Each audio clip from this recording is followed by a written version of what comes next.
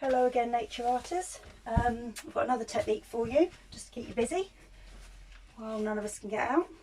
So this is Takuhon, and this is one of my favourite techniques and processes, and it's something I've used a lot. And what's really exciting about it is it's a way of printmaking without too much specialist equipment, and printmaking that can be done anywhere.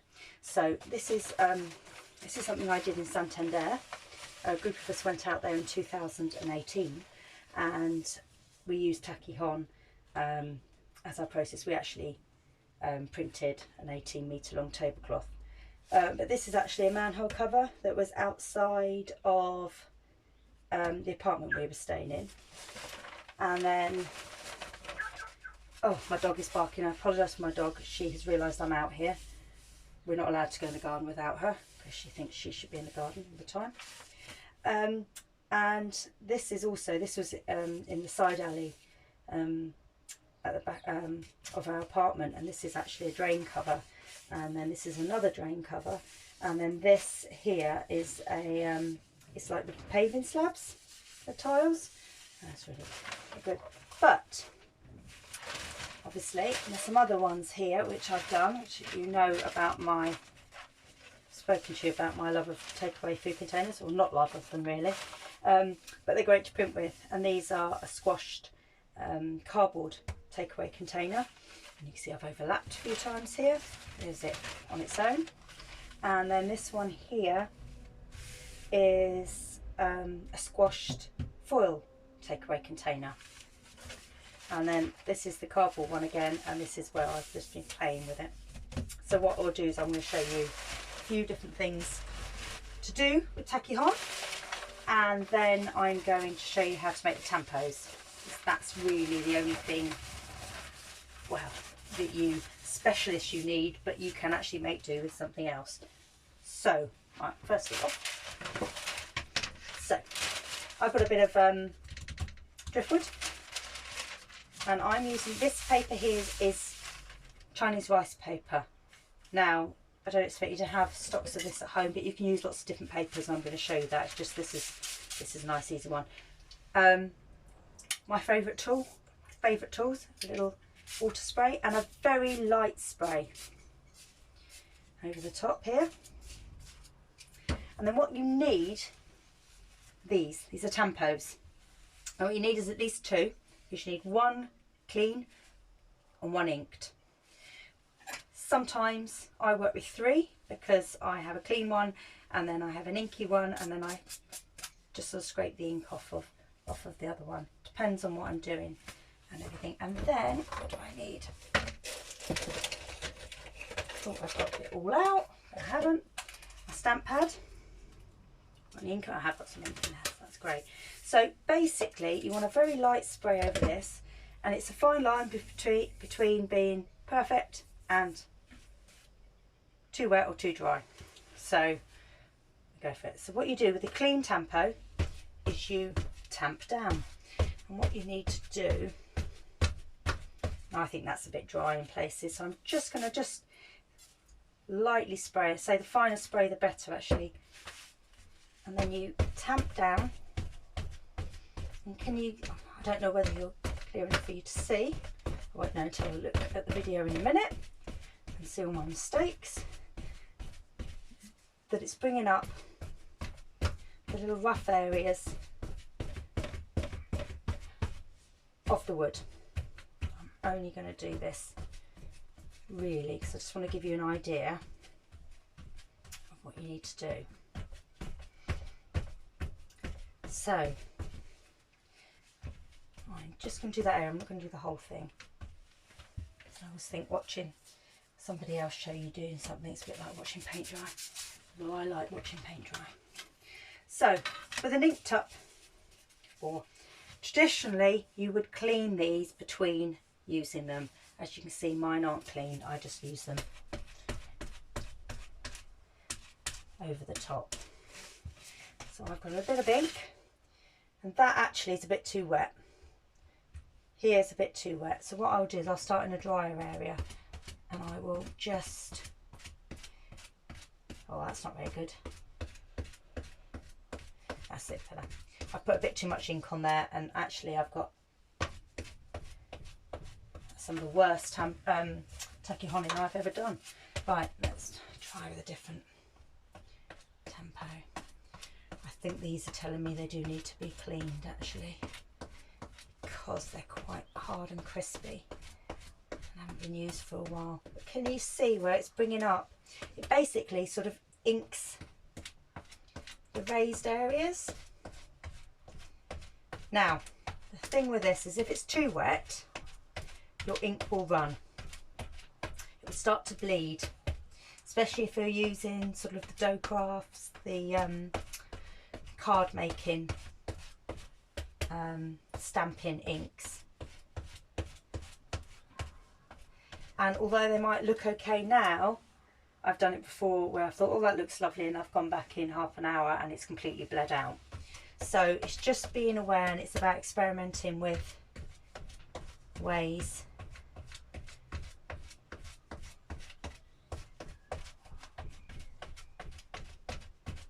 that you find best, really. So hopefully, apart from they're really bad, a bit too heavy-handed there, and it is something that you it's a technique that takes a little bit of practice. This better.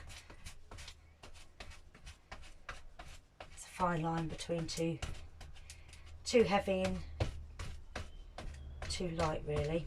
But what you can do is, if you keep it, I've just moved that, if you keep it in the same place, you can work over, so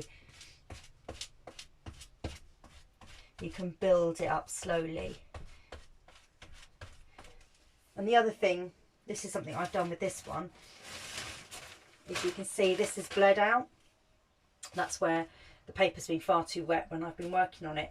But what I actually did with these, as much as that one, I let that one go, I carried on with a tempo and more ink, and I went over and over and let it bleed. But then finally the paper was dry enough to have these quite crisp lines over the top of the bleed. You can just play, you can really just play with it. So that's that one, and you see it's a little bit of an imprint. Then, what was I going to do? I've got another piece of wood here. Again, when this paper, I'm using Indian ink, so when that's dry, I can spray that again and work over the top. I'm not going to do that one there because that won't. Okay. If I just very lightly, you don't have to do really flat things. I've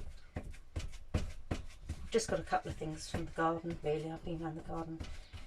I've got a lot of driftwood in my garden, so it's, and you can, but if I wanted to, I could go around the edges and actually print three-dimensional objects as well,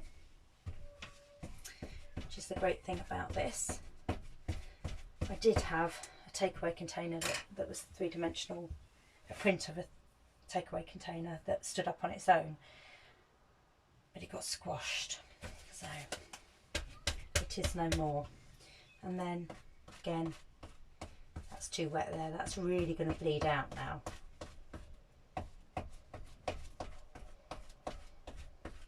This area, I will just do a little bit. I don't know what, I haven't got a lot of texture on the side of this one.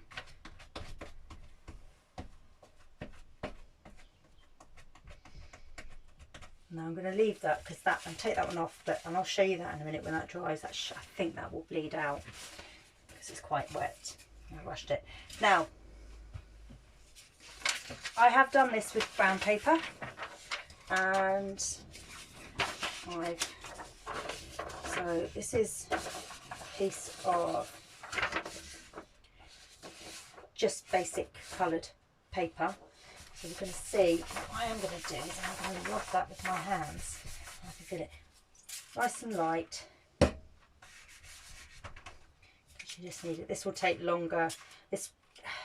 This paper hasn't got such nice fibres, so it's a bit more difficult to work with. But let's have a look, see if I can just get it to... And it is making an indentation there. I can can see. So you can work with stuff that you might have lying around at home that has, I'm just trying to see if it's, there you go. There you go. And it is, it's doing a nice little print there. This end of wood. And I say I am rushing this just because, you know. So try with a different piece of paper, but I will show you my absolute favourite paper to work with. These are paper napkins, but they're not your 4-ply or 2-ply napkins. They're the ones that feel a bit like fabric. These are great to work with, to use for Takuhon. I told you I've been around the garden. So I'm just going to pop that on. What I will say about these is they're very absorbent. So a nice light touch if you've got any of these knocking around. Because if you put too much on them, too much water, they will take a long time to be able to be, a long time, you know, a few 5 minutes or something, to be able to print. And so I'm just going to do that because I want to.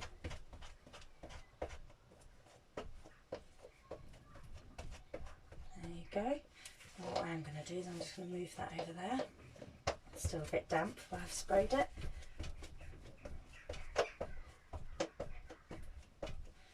I'm going to do another one. And again, like we were saying with the frottage, the rubbings, you can sort of build up layers. Now, if you haven't got any ink pads at home, you haven't got any ink, paint works just as well. What I would do is put paint onto a flat palette and then dip in and then sort of dab it around a bit so you've only got a little bit left on your tempo. You can see, I like that, it's quite smashing. So, oh, I'll tell you what I will do, I'll just do this while I'm here. I'm just going to just have a little play. Again, you can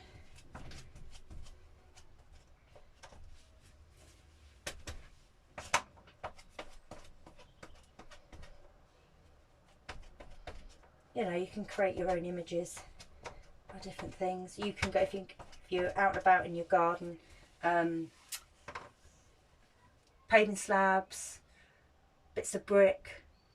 I've done some great ones with brickwork as well. No, they really work really well. It picks up all those. And what it will do, what my intention was to do at Eden was to do the rubbings first, and then us go back and do this on the same textures, so you can compare the difference, because these you can really get in deeper and you get a much better imprint on these, because you're pressing the paper into the crevices sort of thing. Right, so in order to do that you need these. You need a tampo. Now tampos are made up of cotton wool. Now traditionally silk, I have got some with silk, but I've actually this is, a polyester dress lining fabric. I've used viscose before. It's kind of just needs a little bit shiny, I think. And then another piece of cotton, some old sheets, probably cotton mix, and some strips. So these are quite long strips. I might not need two, I might only need the one, but I did the two ready. So, and I would say optional, because I don't always put them in, 2 little pieces of paper, which should be a Japanese fancy paper, but this is copier paper and that's fine. So firstly what we need is a nice piece of cotton wool. Oh sorry, I forgot something. Cotton wool pads, 2 of. So, and I have to try and remember which way round these all go. I would say whatever you think you want for this, double it, because they actually, when you compact them, they go quite small, so you want it like that.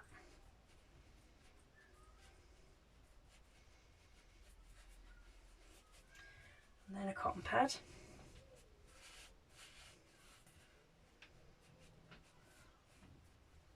And there.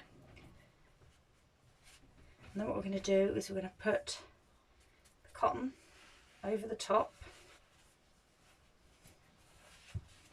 and then twist. And this is what you need to do. You need to get that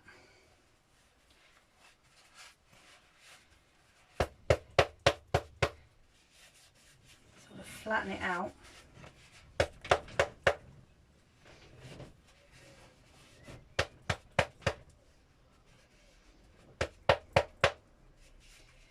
You want it flat because the whole idea, I always think they're a bit like darning mushrooms. Not that I've ever used a darning mushroom, but they're much flatter on top. You want a nice flat surface. So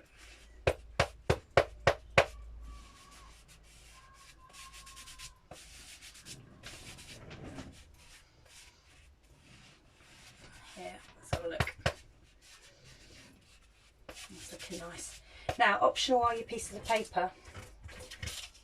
These are just to protect this bit from getting all inky. However, I don't always put them in. These are actually the hardest part because basically what you don't want, these are too big. I can see that they're too big already.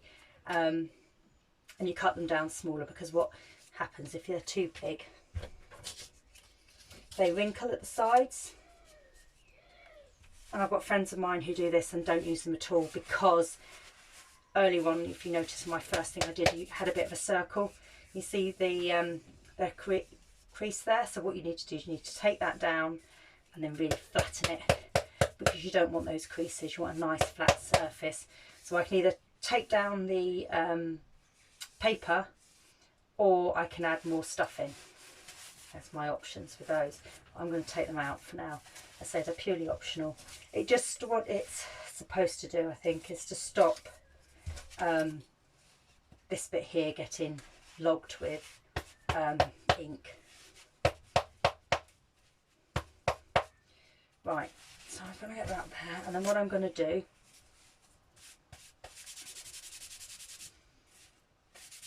is put my silk, she says. So you see, this has really got small. I thought that was going to be big enough, but actually now I'm thinking, oh, perhaps I should have put some more cotton wool in. So I'm just going to move this around a bit. And really, it's just to get a nice, flat, tight. What you don't want is it all floppy. You want a nice, tight. I had one lady who did this, and she did the best tampos I've ever seen. She made beautiful, perfectly round tops, beautiful. And she wasn't a upholsterer, is that how you say it? Upholsterer. So she was used to. So yeah, so that's quite nice. Hang on. And then, oh, I can feel myself breathing really heavily, so I apologise if it comes out. So basically, you're making a handle. You're securing this and then you're making yourself a handle. So what I do is I have a piece down this end and hold on really tight, and then start with the neck, and then what I do is then I wind all the way up, just keeping it really tight. This is the bit, if your hands are a little bit difficult gripping or weak hands, it can feel a bit, but actually you get used to it. It's once you've take your time over it. So I'm rushing, so I don't bore you too much. And then what I'm going to do is I'm just going to tie these off.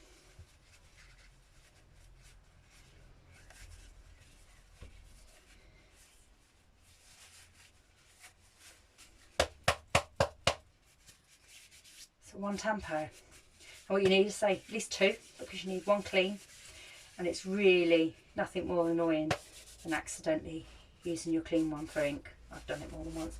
And this you don't want, that's not too bad. I'd leave that probably, I wouldn't trim it, but you can trim them. What you do not want, and I had one here earlier, is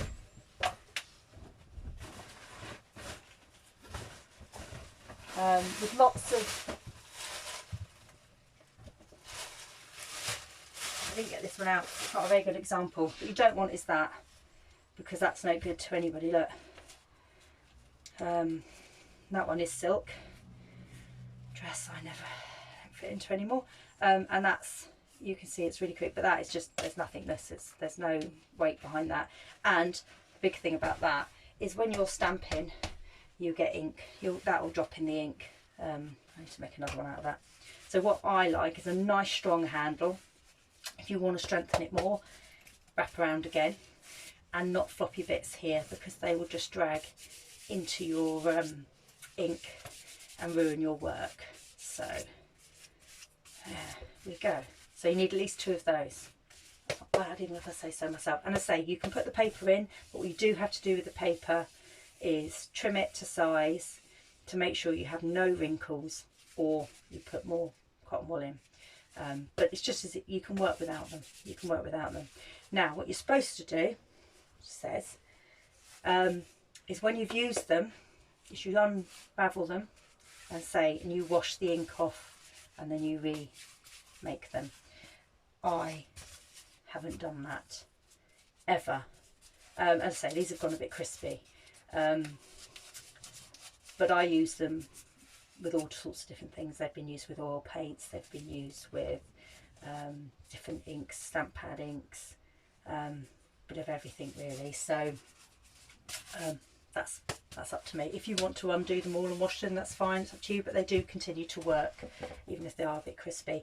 And the other thing is you can use them, make them all different sizes. I've got little diddy ones here. This is the first, no, that's not the first one I made. That's, well, that originally was the first one I made, but it's been opened and closed quite a few times, and that's gone quite crispy, and actually the paper in there has gone quite hard in there. I can feel that. But you can make all different sizes. So they all look very different. This one's just been tied up with string. I say they've all been made. We made loads to take out to Santander. Or double-ended one there, if you're good enough to remember. So all different ones, and I know that one, this is one I'm looking for. This one's got a cork in it. Somebody's just had a cork and put a little bit of cotton wool over it, and then wrapped the fabric on, but also just held it on with an elastic band. So you can make these out of anything. And a friend of mine makes them out of cotton buds, and she wraps, so she has tiny ones, because that wouldn't be in detail enough for her. She would go into every single crevice with that with her and do very fine detail. So hopefully that makes sense. Well, this hasn't bled, well, it's bled out a little bit. I thought it might bleed a little bit more. Sometimes they really bleed. Have a go with different papers. I say I love it on this, or you can get tablecloth material like this as well. I don't know if anybody's got any. I happen to have lots, but that's because I use them for this. And I've got some cartridge paper there as well. I think probably these aren't as bendy as the others. I'm just going to do that to keep it in place, and then I might tamp with my new Tampo. I'm just going to tamp that down. You don't get, as I say, you don't get into the crevices as much with these papers, but you can work with them. Lost my ink. There we go. Yeah, you can still get a nice impression off of them. I say the flatter you do, I've gone over the edge there, just be aware of that. I like to work with it. You can use all different sorts of paper. I've not tried on greaseproof. It'd be interesting to see what greaseproof look like actually. But have a go. Okay, thank you very much.